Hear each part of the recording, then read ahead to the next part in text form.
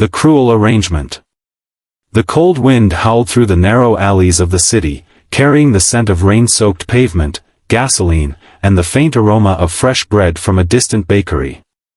The streets were alive with hurried footsteps and the mechanical hum of traffic, but for Michael Carter, it was just another day of being invisible.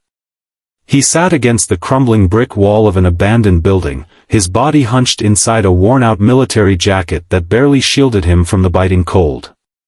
His dark skin was weathered, his beard unkempt, and his once muscular frame had withered under the weight of years spent on the streets. The dog tags hanging around his neck clinked softly, a distant echo of the life he once had, the life that was stolen from him. People passed by, their eyes sliding over him like he was just another part of the city's decay. A ghost in the shadows. A reminder of what they didn't want to see. Michael barely noticed them anymore. He had long stopped hoping for kindness. The only thing that kept him going was sheer willpower, a stubborn refusal to completely give up, even when the world had given up on him. The growl of his empty stomach was a familiar companion, but hunger no longer concerned him. It was just another sensation, another battle he had already lost too many times. He pulled his knees closer, adjusting his position on the cold pavement. His fingers found the tarnished edges of the dog tags, and he rubbed them between his thumb and forefinger, the motion as instinctive as breathing. Suddenly, he felt something unusual. Someone was standing near him. Most people avoided looking at him, let alone stopping. But now, a pair of delicate footsteps hesitated in front of him. Michael lifted his head slowly, his dark brown eyes locking onto the woman before him. She was young, no older than her early 20s, with porcelain skin and deep chestnut hair that framed her delicate features. Her eyes were an arresting shade of green, sharp yet filled with hesitation. She clutched a paper bag in both hands, her fingers trembling slightly as though she wasn't sure if she should be here. She didn't belong in this part of the city. Her clothes were too pristine, too perfectly tailored. The crisp beige coat hugging her frame, the polished heels that had no place on these dirty sidewalks, everything about her screamed wealth. Michael frowned. What was a woman like her doing here? The last thing he wanted was charity, especially from someone who had probably never known a day of struggle in her life. He had seen that look before, the careful mix of pity and curiosity in the eyes of the privileged. They looked at men like him as though he were some sort of tragic tale, a lesson to be learned. He gritted his teeth. He hated that look. Can I help you? His voice came out rough, amused. The woman hesitated before speaking. Are you hungry? Michael almost laughed. Wasn't everyone? Instead of answering, he studied her, his sharp instincts kicking in. Something was off about this situation. Women like her didn't wander these streets unless they were lost or looking for trouble. But she didn't look lost. She looked like she was here for him. She held out the bag slightly. I brought food. If you want it. Michael didn't move. He had seen kindness turn into mockery too many times. People handed out food just to feel good about themselves, to boast about it later as some grand gesture. I'm fine, he muttered. The woman bit her lip, as if unsure whether to push further. But before she could say anything else, a harsh voice cut through the air. Natalie! What on earth are you doing? Michael's muscles tensed. A second woman had appeared, stepping out from a sleek black car parked by the curb. She was older, in her late 40s, with sharp cheekbones and an air of authority. Her platinum blonde hair was twisted into an impeccable updo, and her designer dress clung to her frame like it had been stitched to perfection. Unlike the younger woman, this one had no hesitation in her gaze, only disgust. Michael had seen women like her before. The type who wielded power like a weapon, who crushed those beneath them without a second thought. Natalie, so that was the girl's name, flinched slightly but didn't step away. I can see what you were doing, the older woman snapped, her eyes flickering toward Michael like he was a piece of garbage on the sidewalk. "And I told you not to waste your time on people like him."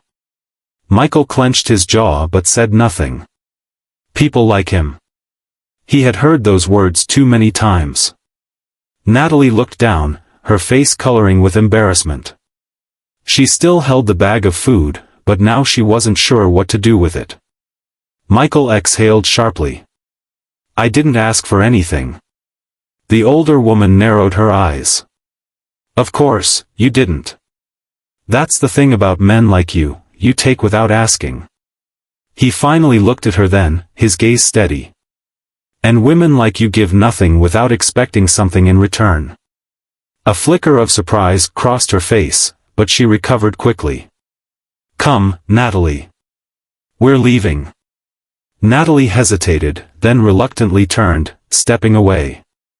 The paper bag remained in her hand, still full, still untouched. Michael watched them go, feeling nothing.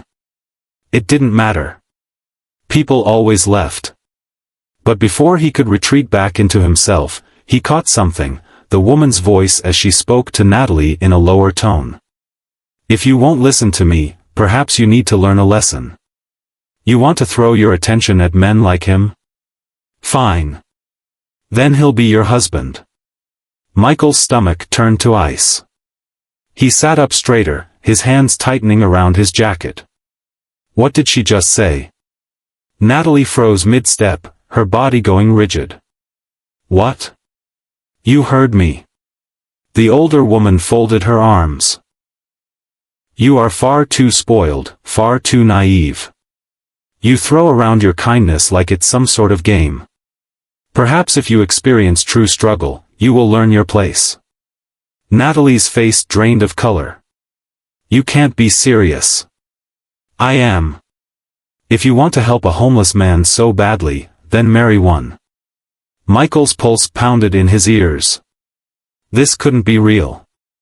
Natalie turned to Michael, her expression a mixture of shock and horror, as if truly seeing him for the first time. "Mother, please, you don't mean." "Oh, but I do." The older woman smiled coldly. "We'll see how long your compassion lasts when you have to live like him." Michael's blood turned to fire. He had endured many things in his life. Hunger, war, betrayal, homelessness. But he was not about to be some rich woman's punishment. And yet, something told him this was just the beginning. A marriage of chains. The words hung in the air like a blade suspended over Michael's head. "Then he'll be your husband." Michael had heard plenty of cruel jokes in his lifetime, but the way the older woman, Natalie's mother, spoke wasn't a joke. It was a decree, a final sentence carried out by someone who had never been questioned in her life. Natalie stood frozen, her breath caught in her throat. Her green eyes were wide, her fingers gripping the paper bag so tightly that the edges crumpled. "You can't be serious," she finally breathed. Her mother smirked, tilting her chin up. "Oh, I'm entirely serious, darling. You need to learn what it's like to live without privilege. You want to pity these people? Fine. Then be one of them." Michael's muscles tensed. These people. He had been called many things in his life, but there was a certain venom in the way this woman spoke, as if homelessness was some sort of disease.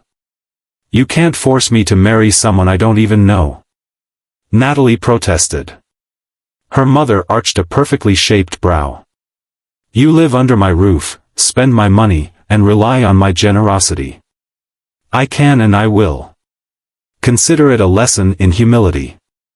Michael pushed himself up slowly, brushing off his jacket as he rose to his full height. Though his body was leaner than it had once been, the muscles beneath his coat still carried the remnants of a soldier's strength. "Not interested," he said flatly. Both women turned to him.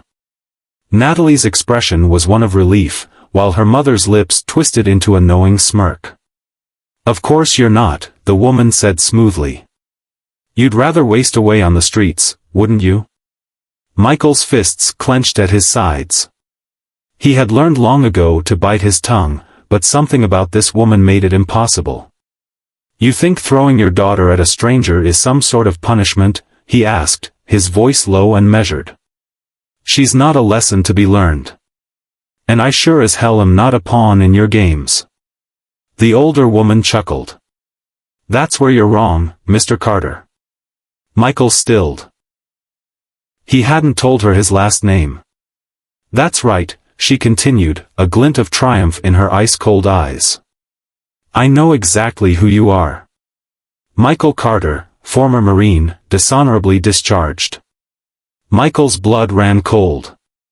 Natalie snapped her head toward him, shock flashing across her face. "That's not true," he growled. Her mother simply smiled, but it was the kind of smile that stripped a man down to nothing. "It doesn't matter what's true. It matters what people believe. And right now, Michael, they believe you're nothing more than a homeless failure who squandered his second chance at life." Michael's hands twitched. He had survived war zones, he had lost friends in the sand, and yet this woman had him cornered with nothing but words. "What do you want from me?" he finally asked. Her smirk widened. "Nothing. You have nothing to offer. But if you do this, if you go along with this marriage, I'll make sure you never go hungry again." Michael forced out a hollow laugh. "You think I'm that desperate?" Her gaze sharpened. "I think you have nothing to lose." He stared at her, then at Natalie. The young woman's face was pale, her breath coming in short, shallow bursts. She looked as trapped as he felt. Michael could have walked away. Should have walked away. But something about the way this woman sneered at him, at the idea of him, ignited a fire he had long thought extinguished. So he turned to Natalie. "Do you want this?" he asked. She flinched, but she didn't answer. Michael exhaled slowly. She didn't deserve this. Then again, neither did he. His gaze flicked back to the woman who controlled the strings, the one who thought she was playing them both like puppets. His voice was firm when he spoke. "Fine. Let's get married." Natalie gasped. Her mother merely smiled. Michael clenched his fists at his sides, knowing he had just agreed to something that could ruin him. Or maybe, just maybe, it would change everything. A wedding without love. The next morning, Michael Carter found himself standing inside an extravagant private estate, a place so far removed from his reality that it felt like stepping into a different world. The air smelled of fresh roses and polished marble, and the chandeliers hanging from the ceiling gleamed with wealth. He didn't belong here. The past 24 hours had been a blur. After accepting the insane proposal, Michael was shoved into a limousine and driven straight to a high-end hotel. A hot meal and a fresh set of clothes were waiting for him inside, as though the entire thing had been planned long before he even agreed. This was a game to them. And yet, he played along. For the first time in years, he had slept in a real bed, warm and safe from the elements. But it didn't comfort him. Because today, he was getting married. Not for love. Not for companionship. But because a cruel woman had decided to teach her daughter a lesson by binding her to a man she considered beneath her.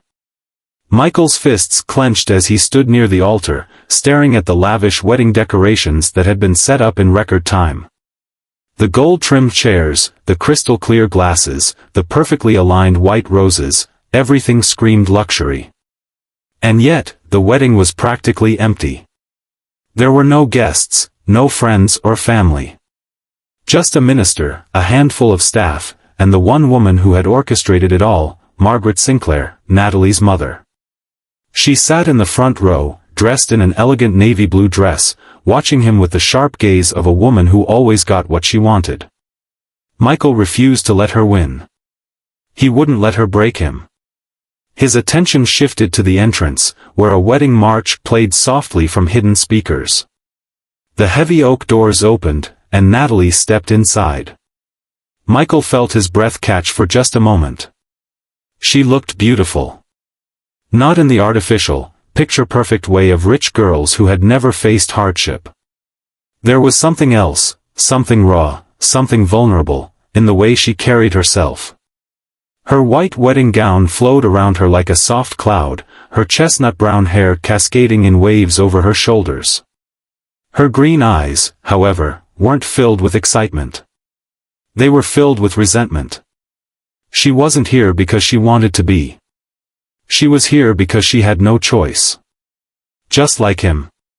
Michael watched as she hesitated at the entrance, gripping the edges of her dress like she wanted to run. She won't, he thought grimly. She can't. Because Margaret was watching.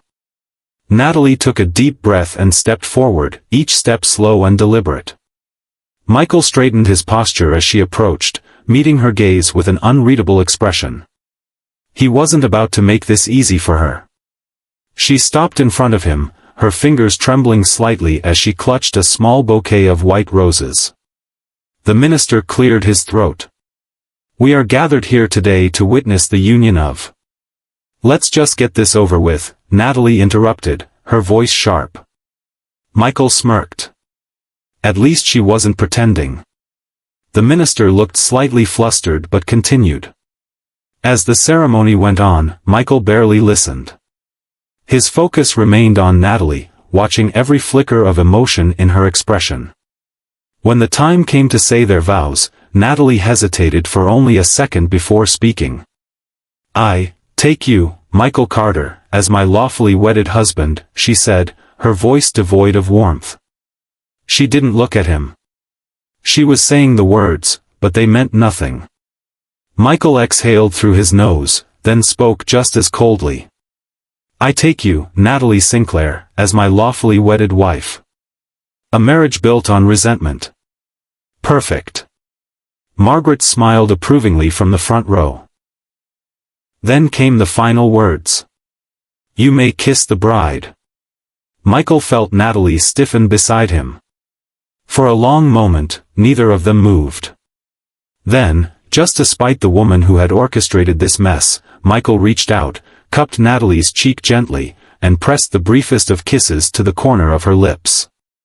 It was barely a kiss. But it was enough to make her eyes snap to his, startled. And it was enough to make Margaret smirk, victorious. "Wonderful," she said, clapping her hands together. "Now, take her home." Michael turned to her, his jaw tightening. "Home?" Margaret tilted her head. "Yes, of course. You're her husband now. You should live together, shouldn't you?" Michael's blood turned cold. She had trapped them both. Natalie inhaled sharply. "You never said anything about..." Margaret cut her off with a dismissive wave. "You wanted to understand the struggles of the poor, Natalie. You wanted to help men like him. Well, now you'll get to experience it firsthand." Michael clenched his fists. He knew exactly what she was doing. She was kicking her daughter out. Natalie wasn't going back to her cushioned life. She was coming with him. To the streets. Michael turned to look at his new wife, expecting tears, fear, maybe even anger. Instead, he saw something else in her green eyes. Determination. Natalie wasn't going to break. And neither was he. This war was just beginning. Thrown to the wolves. Natalie stood frozen in the Grand Estate's ballroom, the weight of her mother's words crashing down on her like a tidal wave. "You wanted to help men like him? Well, now you'll experience it firsthand." Her mother's voice still rang in her ears. It was happening. She wasn't going back to her childhood bedroom, the silk sheets, the warm baths, or the staff that catered to her every whim. She had been exiled. And Michael, her new husband, was the only person she had left. The reality of her situation settled deep into her bones, but she refused to let Margaret see her break. So instead of begging, instead of pleading, Natalie straightened her spine and turned to Michael. "Let's go," she said firmly. His dark brown eyes flickered with something unreadable, but he didn't argue. Without another word, they left the estate. Margaret didn't stop them. She had already won. Thrown to the streets. The limousine that had driven Natalie to the wedding was gone. The private security that had always been present in her life? Gone. The bank accounts filled with her family's wealth? Frozen. Natalie had been cut off completely. She had nothing except the white silk gown she was still wearing and the man standing beside her. Michael glanced at her before speaking. You ever been on a city bus before? Natalie blinked. What? He gestured toward the crowded street. Unless you plan on walking across half the city in heels, that's our ride. Her stomach twisted. She had never taken public transportation in her life. Even in school, her mother had hired private drivers. She had never worried about things like bus fare or pickpockets or the feeling of standing shoulder to shoulder with strangers. But there was no other option. So, for the first time, Natalie Sinclair boarded a city bus. It was crowded, hot, and smelled faintly of fast food and sweat. People barely glanced at her, except for a few who smirked at the sight of a woman in a wedding dress crammed into a plastic seat. Natalie swallowed her pride and said nothing.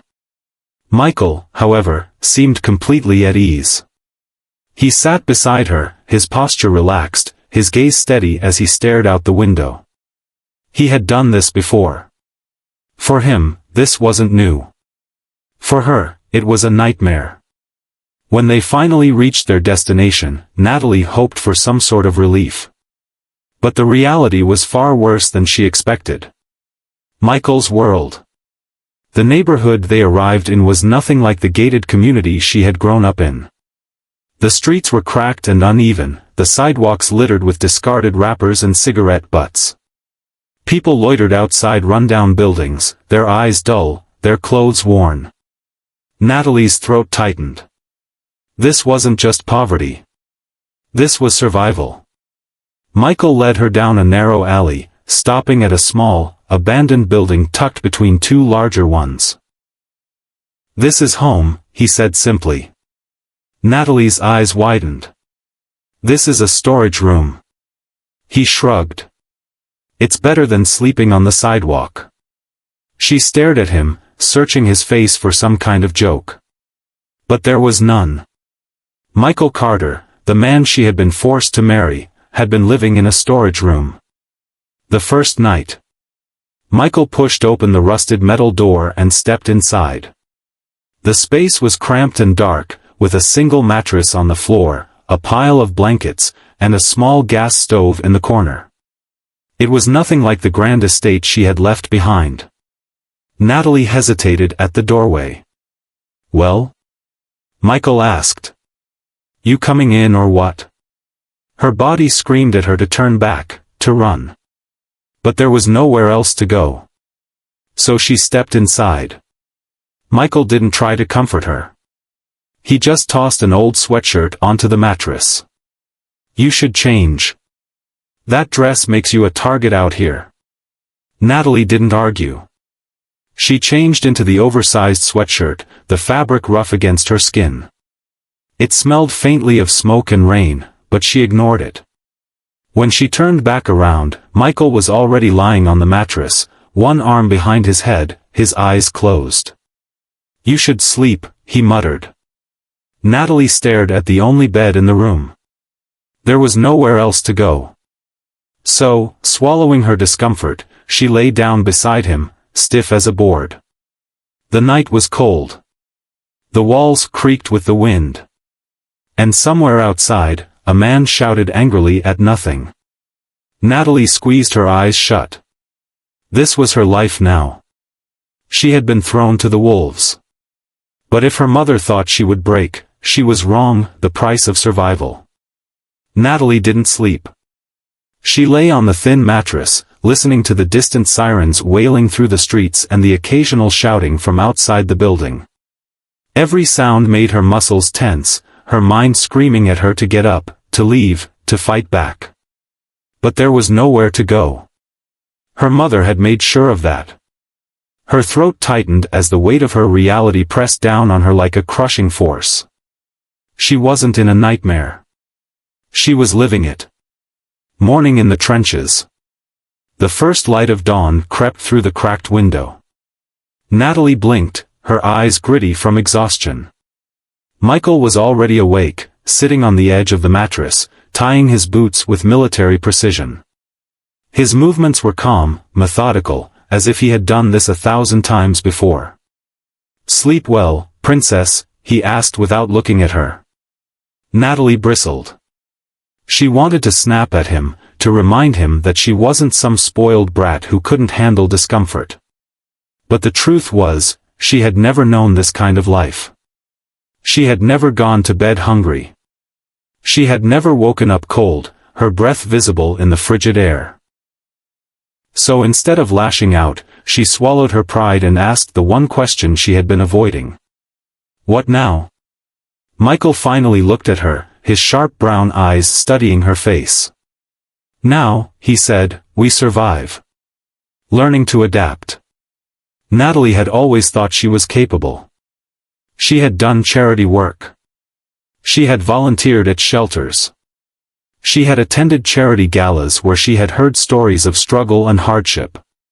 But hearing about poverty and living in it were two entirely different things. That morning, she learned the hardest lesson of all. Lesson 1, if you don't work, you don't eat. Michael didn't have a job. At least, not in the traditional sense. He had hustles. Natalie watched in disbelief as he scavenged metal scraps from dumpsters, stripped them for valuable pieces, and traded them for cash. "This is how you live?" she asked, staring at the handful of crumpled bills he had earned. Michael shrugged. "It pays for food." Natalie hesitated, then reached into the pockets of the sweatshirt she had borrowed from him. She found nothing, no credit cards, no phone, no emergency money. Her mother had truly taken everything.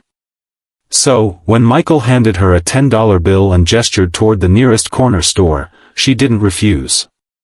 This was survival. And she was going to learn. Lesson 2, money is a war zone. Inside the small, dingy store, Natalie walked past the shelves of cheap snacks and canned goods, her hands clenching the money. She had never shopped like this before. She had always ordered food, always had staff prepare meals. But now, every single dollar mattered. She grabbed a loaf of bread, a jar of peanut butter, and a bottle of water, her stomach twisting at the humiliation of counting coins at the counter. Behind her, the cashier smirked. "Never seen you around here before," he said, eyeing her expensive engagement ring. Natalie froze. The ring. It was the only thing her mother hadn't taken from her, the only proof that she was still connected to the life she had lost. "Nice rock," the cashier added, nodding toward it.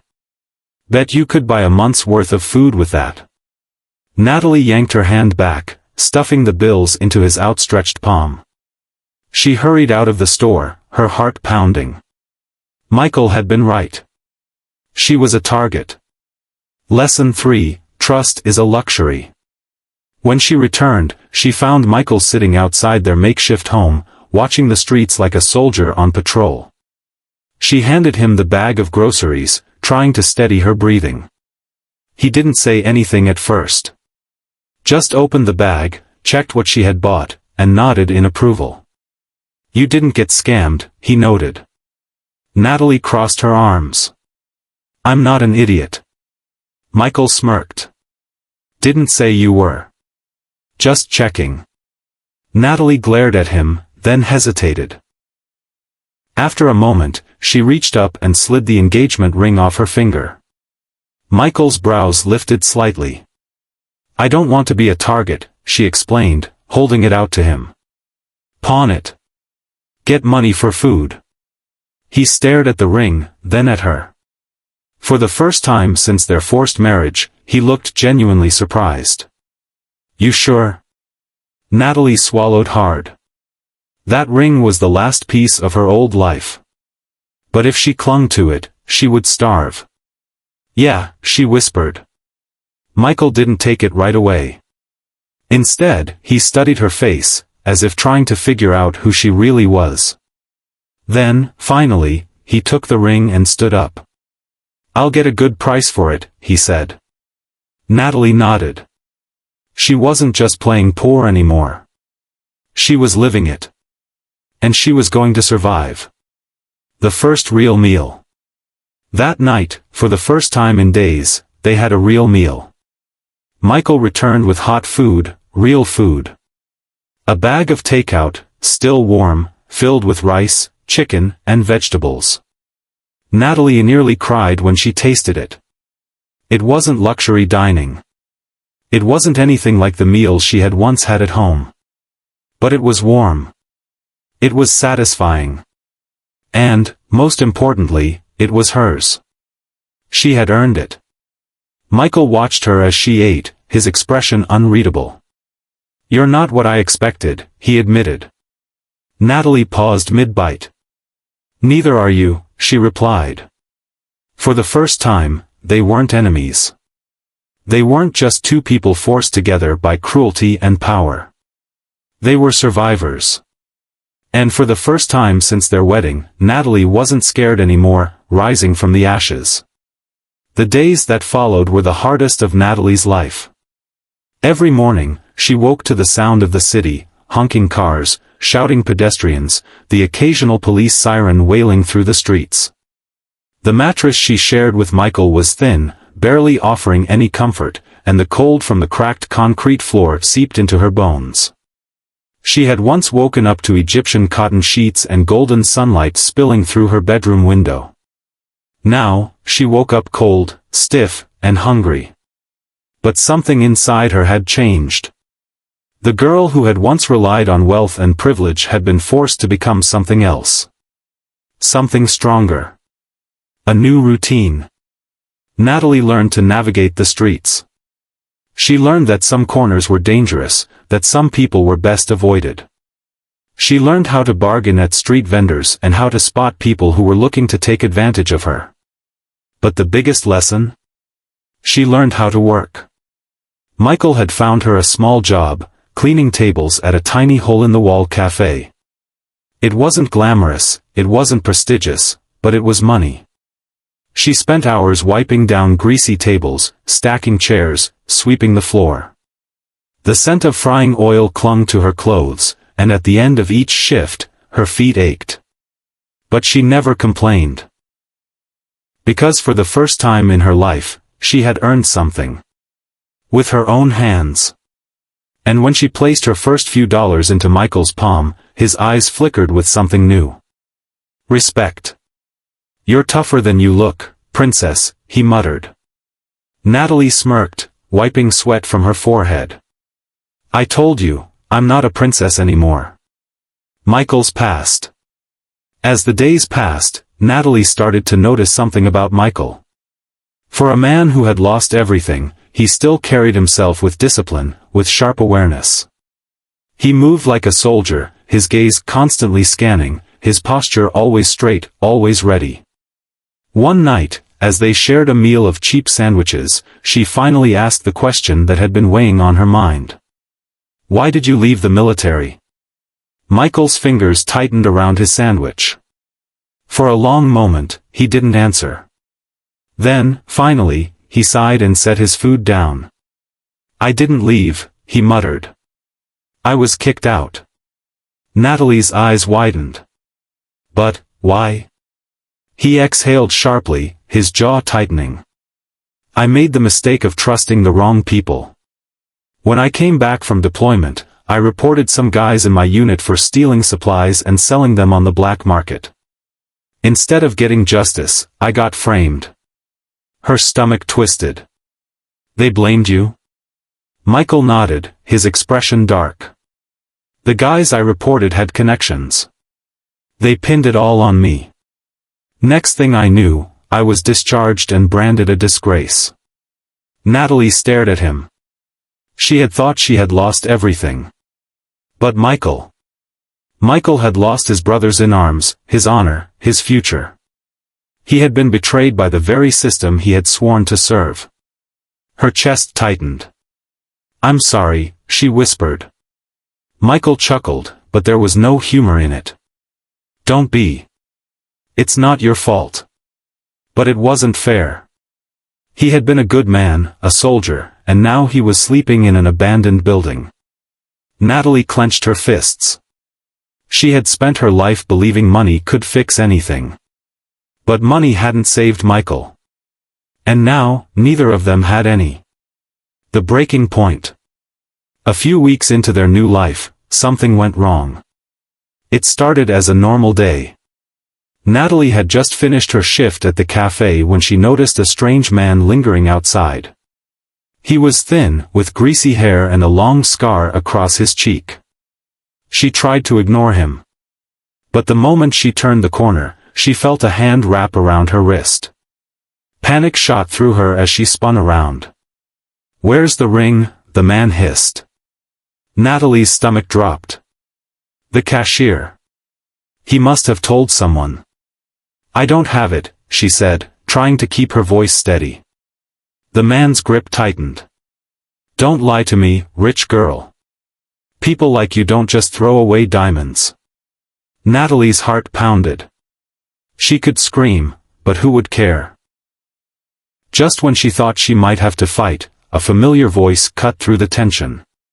"Let her go." The man froze. Natalie turned her head. Michael stood at the alley's entrance, his stance rigid, his eyes like stone. The man hesitated. "This isn't your problem, Carter." Michael's expression didn't change. "You touch my wife again, and I make it my problem." The man gritted his teeth. But he wasn't stupid.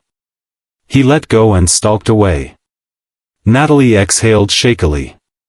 Michael stepped closer, his dark eyes scanning her face. "Did he hurt you?" She shook her head, still trying to calm her racing pulse. "You okay?" Michael asked again. And this time, something broke inside her. Because for weeks, she had been strong. She had endured. She had fought. But standing here, in a filthy alley, nearly attacked over a ring she no longer had, she finally felt the crushing weight of her situation. And she couldn't hold back the tears. Michael sighed, rubbing a hand over his face. "Damn it." Then, to her complete shock, he pulled her into his arms. It wasn't romantic. It wasn't soft. It was just warmth, a wall between her and the rest of the world. Natalie clutched his jacket, trying to steady herself.